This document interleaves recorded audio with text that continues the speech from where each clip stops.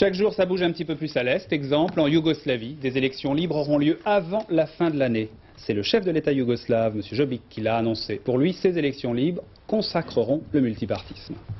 En Union soviétique, autre événement, Boris Eltsine, l'enfant terrible de la vie politique, vient d'être élu à un poste décisif. Eltsine, le réformateur, a été élu président du Parlement de la Fédération de Russie. Or, la Russie, bien sûr, en URSS, c'est la région la plus importante. Eltsine a battu Alexandre Vlasov, le candidat de Gorbatchev. Corinne Pertuis, Jean-François Bernigaud, à Moscou. Le peuple de Moscou a appris la nouvelle. Boris Eltsine est élu président de la Russie. Lui, le renégat, évincé du bureau politique et de la direction du parti de Moscou parce que trop réformateur, lui est arrivé au pouvoir. Le processus était simple. Plus les apparatchiks et Mikhail Gorbatchev s'acharnaient contre lui, plus il gagnait en popularité. Député de Moscou, le voici maintenant maître de la Russie, c'est-à-dire de 3/4 du territoire de l'URSS, de la moitié de la population soviétique. On est prêt à toutes les souffrances pour être à côté de lui, à ne pas boire, à ne pas manger. Il va se battre contre la mafia. Lui, c'est un homme honnête.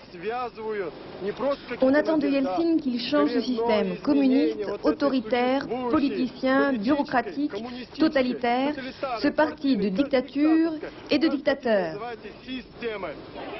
Le peuple, lui, Eltsine sait écouter ses désirs. Et de Gorbatchev, qu'est-ce que vous en pensez ? Gorbatchev, le peuple ne l'a pas élu, c'est lui-même qui s'est désigné tout seul.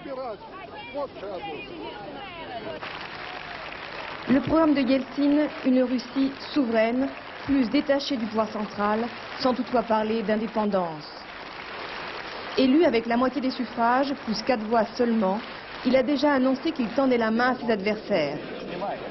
Une autre conciliation plus épineuse l'attend, celle avec Mikhail Gorbatchev, l'autre maître du Kremlin.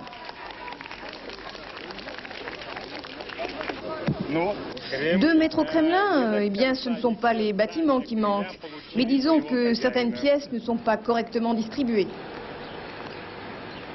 Eltsine face à Gorbatchev. Tous deux ont désormais le pouvoir, mais Eltsine a un avantage certain, il a la confiance du peuple qui fait tant défaut à Mikhail Gorbatchev.